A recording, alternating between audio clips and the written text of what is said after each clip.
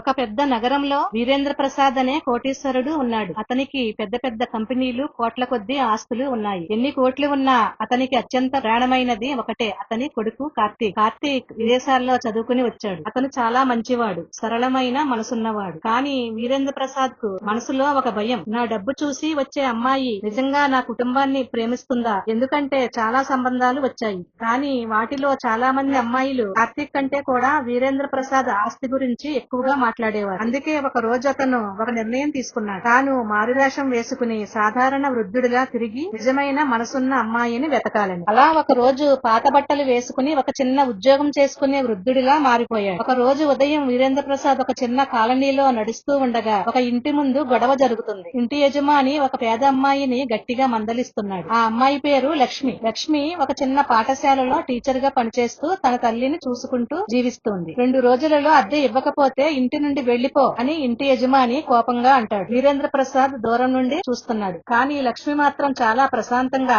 అన్నయ్య 2 రోజులు టైం ఇవ్వండి, నేను తప్పకుండా ఇస్తాను అని చెప్పింది. 2 రోజుల్లో ఇవ్వకపోతే ఇల్లు ఖాళీ చేయండి అని కఠినంగా చెప్పి ఇంటి యజమాని వెళ్లిపోతాడు. లక్ష్మి తల్లి చాలా అనారోగ్యంతో ఉంది. లక్ష్మి ఆమెను చాలా ప్రేమగా చూసుకుంటోంది. అది చూసి వీరేంద్ర ప్రసాద్ ఆశ్చర్యపోయాడు. కొన్ని రోజుల తర్వాత వీరేంద్ర ప్రసాద్ కావాలని లక్ష్మి ఇంటి ముందు కళ్ళు తిరిగి పడిపోయినట్టుగా నటించాడు. లక్ష్మి వెంటనే పరిగెత్తుకుని వచ్చి అయ్యో తాతయ్య అని అతన్ని లేపి ఇంటికి తీసుకుని వెళ్లి మంచినీళ్లు ఇచ్చింది. ఆమె దగ్గర డబ్బు లేకపోయినా ఆమె తన తల్లి కోసం చేసిన భోజనాన్ని అతనికి పెట్టి సపర్యలు చేసింది. వీరేంద్ర ప్రసాద్ మనసులో ఈ అమ్మాయి దగ్గర డబ్బు లేకపోయినా ఇంత పెద్ద మనసు ఉంది అనుకున్నాడు. అతను కొన్ని రోజులు వరుసగా ఆమెను గమనించాడు. లక్ష్మి పాఠశాలలో పిల్లలకు ప్రేమగా పాఠాలు బోధిస్తుంది. పేద పిల్లలకు ఉచితంగా ట్యూషన్స్ కూడా చెబుతుంది. తన తల్లిని ఎంతో ప్రేమగా చూసుకుంటుంది. అప్పుడు వీరేంద్ర ప్రసాద్ తన మనసులో ఇంతకంటే మంచి అమ్మాయి ఎక్కడ దొరుకుతుంది, ఈ అమ్మాయే నాకు కోడలిగా రావాలి అని అనుకున్నాడు. తరువాత వీరేంద్ర ప్రసాద్ తన కొడుకు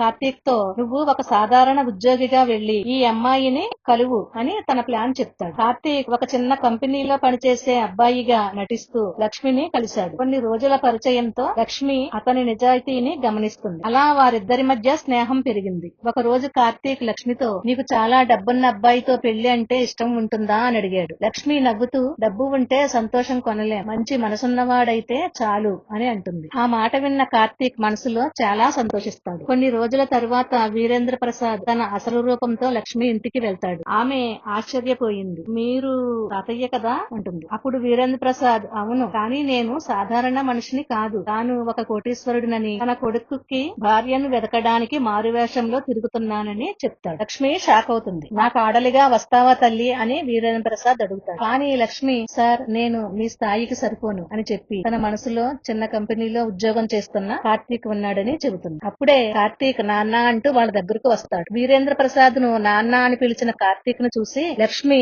స్థానువుగా బిగుసుకుపోతుంది. అప్పుడు కార్తీక్ లక్ష్మి నన్ను క్షమించు, నాన్నగారు నీ మంచితనం నీ ఔన్నత్యం గురించి చెప్పినప్పుడే పెళ్ళంటూ చేసుకుంటే నిన్నే చేసుకోవాలని నిర్ణయించుకున్నాను. కానీ ఒక కోటీశ్వరుడిగా నీ ముందుకు వస్తే నువ్వు నన్ను అంగీకరిస్తావో లేదో అని ఒక సాధారణ ఉద్యోగిగా నీతో స్నేహం చేసి నీ మనసులో స్థానం సంపాదించాలని ఇలా చేశాను అని చెప్పగానే లక్ష్మి కన్నీళ్లతో అంగీకరిస్తుంది. వీరేంద్ర ప్రసాద్ కళ్ళల్లో ఆనంద బాష్పాలు వస్తాయి. నాకు కావలసింది ఇదే అనుకుంటాడు. కొన్ని రోజులకు కార్తీక్ లక్ష్మిలు పెళ్లి ఘనంగా జరుగుతుంది. పెళ్లి రోజున వీరేంద్ర ప్రసాద్ డబ్బుతో కోడలు దొరుకుతుంది, కానీ మంచి మనసున్న కోడలు దొరకడం నా అదృష్టం అని అంటాడు. లక్ష్మి ఆ కుటుంబంలోనికి వచ్చి ఆ ఇంటిని ప్రేమతో నింపింది. చూసారుగా ఫ్రెండ్స్, మనిషి విలువ అతని ఆస్తిలో కాదు, అతని మనసులో ఉంటుంది. ఇలాంటి కథల కోసం మా ఛానల్ ను సబ్స్క్రైబ్ చేయండి, లైక్ చేయండి, షేర్ చేయండి.